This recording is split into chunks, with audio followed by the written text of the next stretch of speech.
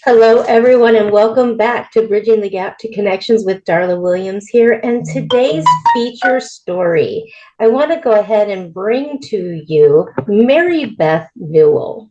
Mary-Beth Newell is really a registered nurse with a master's degree in science who has decades of experience experimenting with a variety of skincare regimens, exercise.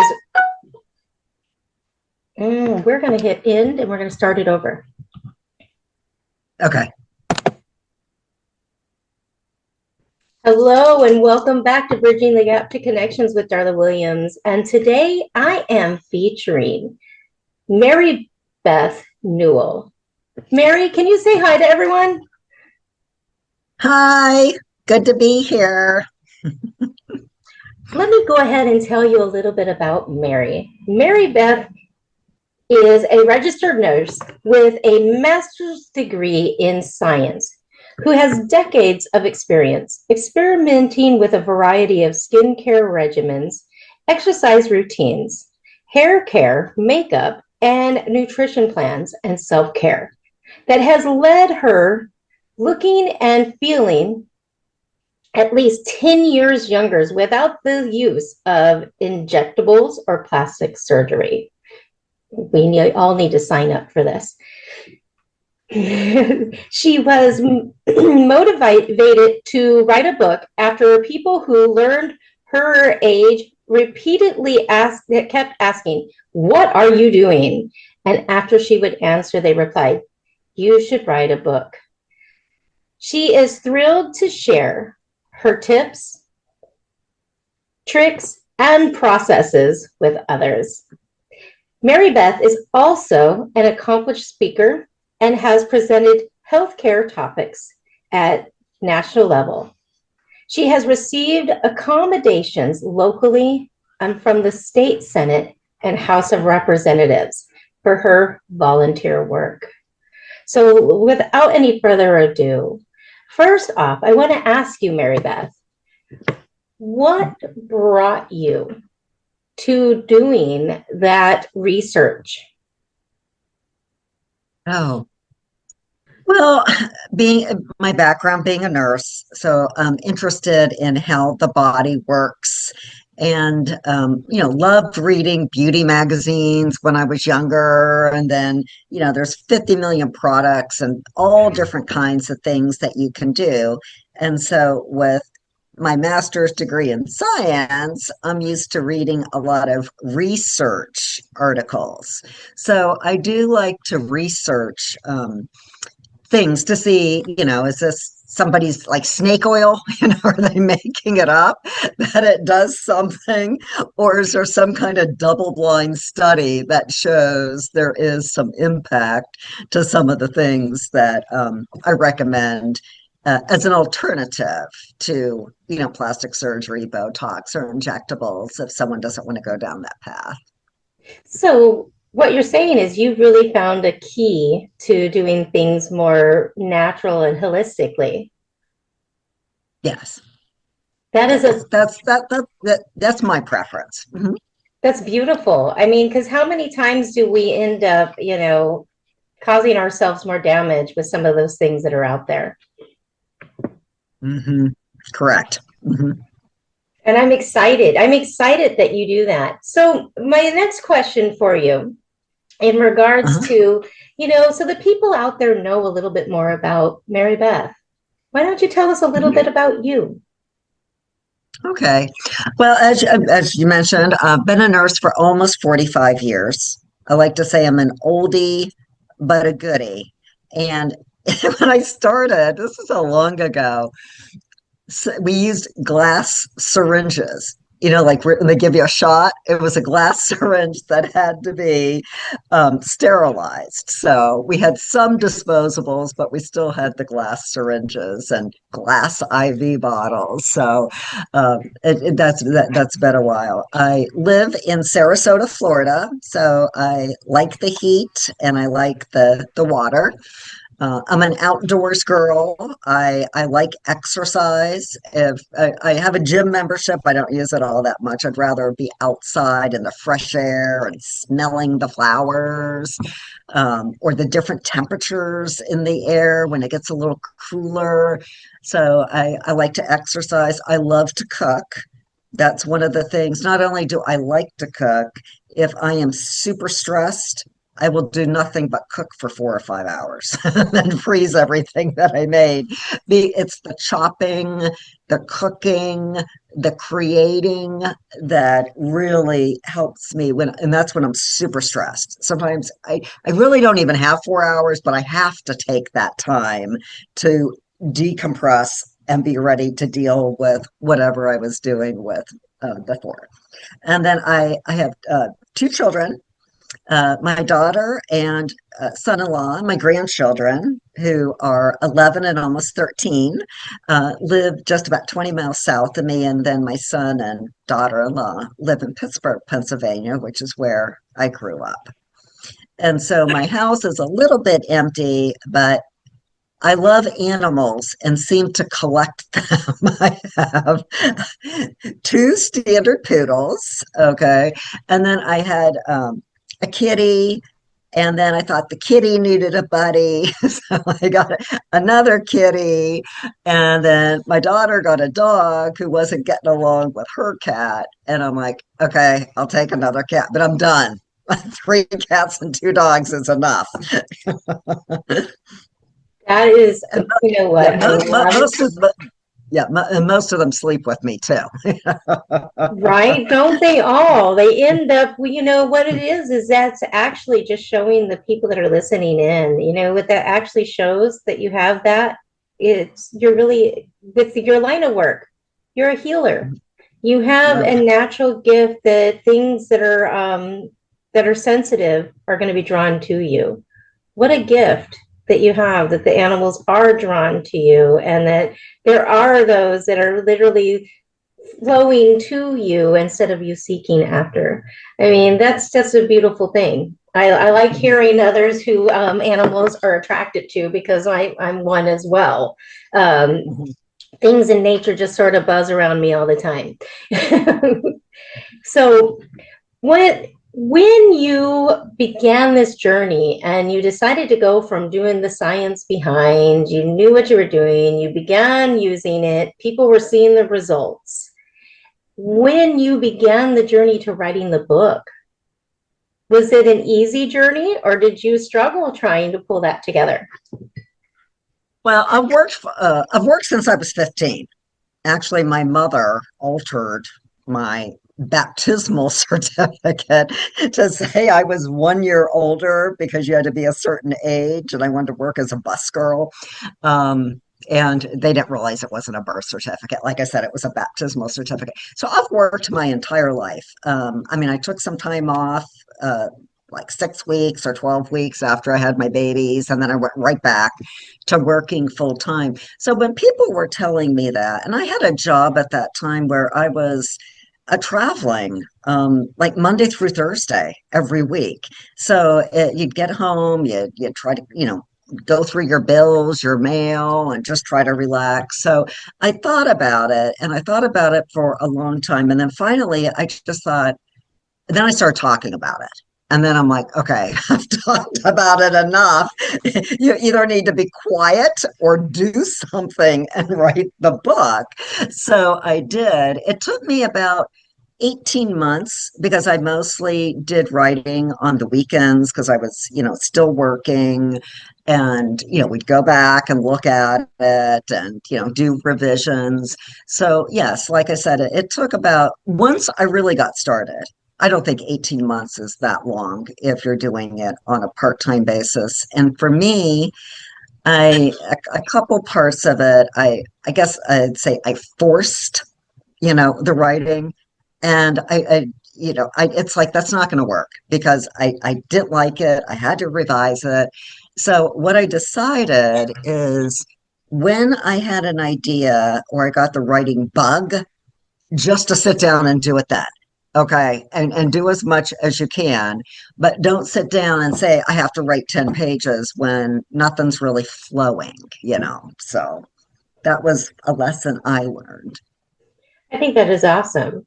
As an author myself, I do understand that there is you can't force the words. No matter how many people are like, oh, yeah, just write the book, until you come into the flow. Creativity is a flow. So, Hmm. how much would you say in life and what you're doing now, having the book, being out there, being able to be that person that people can lean on for good advice for the healthcare and everything else? How much would you say that is working into flow for you in your everyday life? Well, I'm making room for it. So you have to, people say you can have it all. You just can't have it all at one time, which I kind of like, but you have to prioritize. So in some ways, you have to decide what's important to you. And what do you want to do? Where is your passion? One of the sections of the book that I talk about is how to say no without feeling guilty. And, so if you say, okay, I really need some time for myself, but somebody's asking you to do something or go out with them or visit, or even talk on the phone. I have some girlfriends that like to talk for an hour or 2 hours. And so I have to try to like find the time to do that or, prioritize it, sort of multitask. But I have learned to say, no without feeling guilty. But what helps me is if I say no, I say what I can do. Okay. So if I'm sorry, I can't go out to dinner on Thursday with the girls, what about getting together Saturday morning for coffee? Okay, so if I really want to use that chunk of time in the evening of Thursday for something for myself, and then if you're getting together on a Saturday morning for coffee, it's not going to be as long as a dinner, you know, and chatting all night long. It basically takes up your entire evening. So that's something that I learned from myself. But you're right, darling. You have to be able to prioritize. You have to decide what's important and then try to find a way to make it important in your life. So, would you say that what you're just now talking about, really realizing for yourself that do you have any points in your book on the self care section in regards to something like that you're pointing people to making those priorities for themselves? Yes, I have another section I call is no woman is an island. And this is another thing I'm still working on. So it came to me, my sister was incredibly ill. They didn't know what was wrong with her. She was in the hospital for um, 8 days. Her fever was almost 104. She was literally delirious when they took her to the hospital, and she ended up having Legionnaire's disease. But when she got out, and she was very weak, lost, quite a bit of weight, like 10 or 15 pounds, because she was sick before she went in, and then just couldn't get herself to the hospital. And then some of her daughter found her and took her. But when she got out of the hospital, she didn't want anyone to help her with anything. Everyone was saying, what can we do? What can we do? And I've also learned if you're going to help somebody, you just do it. You don't ask, what do you need? You just, take over, the cake or whatever you're going to give them. Um, you just don't ask what they need. But I really thought to my own life because I've been single a very, very long time. Um, and so I always try to be independent. I don't want to bother people. So I have done things and I have to say, why did I do that?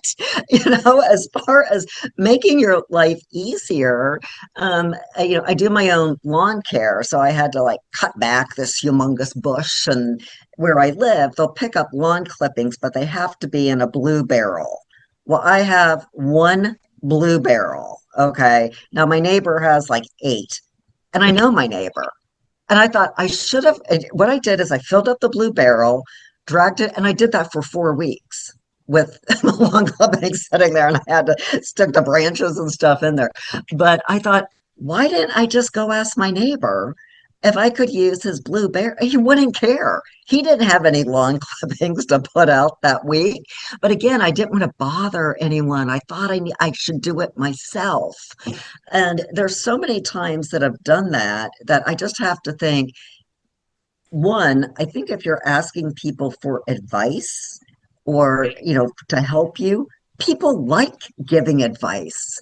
They like, I'm sure my neighbor would have loved to have given me his blue barrels, or if I'm researching something about my car, your friend your acquaintance that's a car person. Just call and ask, and hey, they'll tell you everything you want to know instead of you trying to Google everything on your own. So that's another aspect, and then trying not to burn the candle at both ends, which sort of goes into this, because really, y- you're, there's no time for you. You're just going to frazzle and completely burn out. Right? See, I, what I, I love what you're talking about there, because really what you're doing is bringing attention and awareness to others right now through this pod, through our meeting right now, through the show. You're actually allowing people to see how, no matter who we are, what position we're in, we're all in a struggle, right? We're all trying to figure it out together, and what you're doing is you've given women a great plan of action to begin. So if you could encapsulate, just sort of give us an outline of what your book really entails. okay. Well, it's called Anti-Aging and Healthy Living Secrets to Stop the Clock. So it's a guide to help you look younger or age the way you want to, age well, feel fantastic, and I say, wow the world. Okay, so it's broken into 5 different sections. I talk about exercise, nutrition, self-care, some of the things I talked about here today, skincare, because a lot of people want to do something to their skin, and like I said, some alternatives to the traditional routes that people might choose with plastic surgery or Botox or injectables. And then the last section is sort of hair and makeup tips. So it's sort of a fun section on, little tips to make your eyes pop, or what should you do, what kind of clothes should you be wearing. So it just gives you some ideas there. So, with the people listening in, where can they find this book? Oh, it is on Amazon. You can also get it on Barnes and Noble. And then on Amazon, there's a Kindle version if you like the Kindle, reader, or it's a paperback too. Beautiful. So, if you could give anybody right now a tip on how to begin taking care of themselves, what would you like to tell everyone that you believe is a fail proof tip that'll help them to begin a foundation to themselves?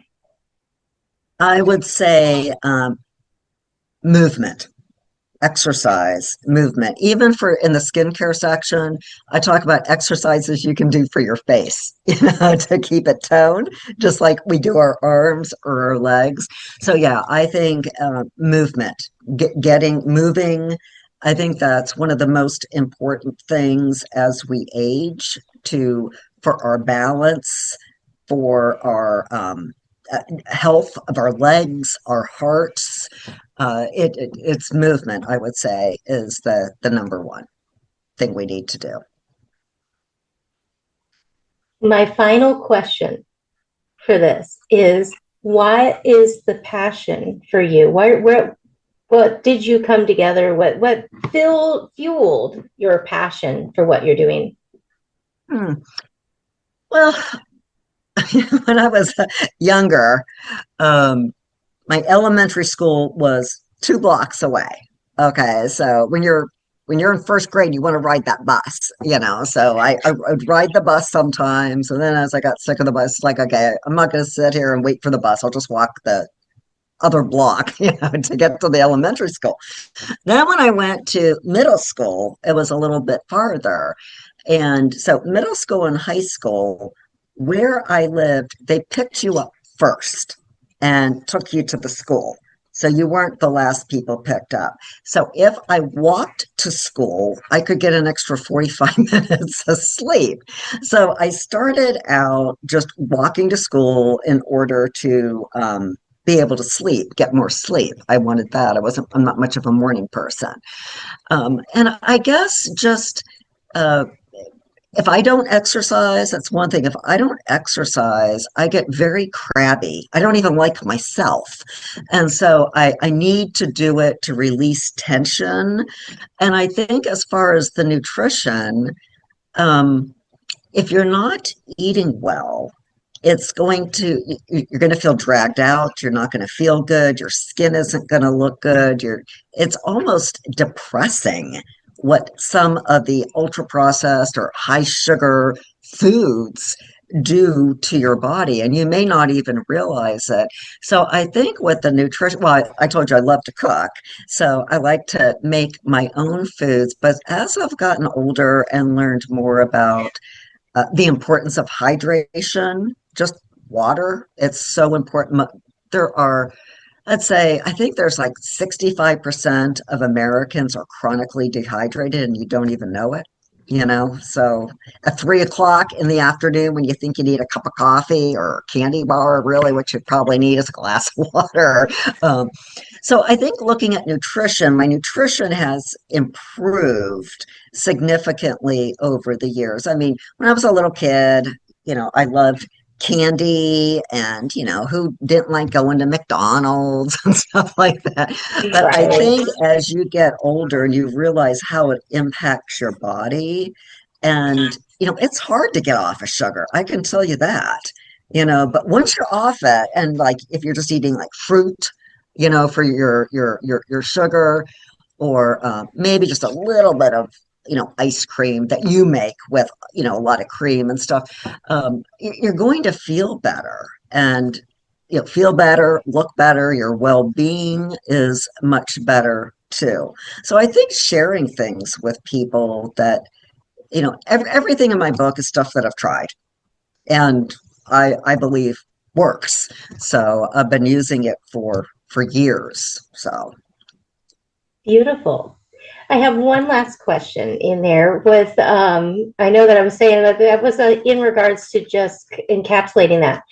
What if someone wants to reach out to you? What is their best avenue to find you? well, I would say my website, which is www. Newell, Newell.com, because you can leave me a message there if you want. I'm also on Facebook and Instagram and LinkedIn. So if those ways seem easier, people can certainly reach out to me through those methods as well. Well, what I'm going to do is make sure that all of those links for Mary-Beth is in the description. So whatever you need from her, whether or not it's the link for the book, or if you're interested in what's going on with her, if you want to get in and actually begin working with her so that you can change your life overall. Really, I want you to go ahead and just click on one of the links and get connected. Even if you just like and subscribe, support her in some way. Thank you, Mary-Beth. And this is Bridging the Gap to Connections. Until next time, bye for now. Bye-bye.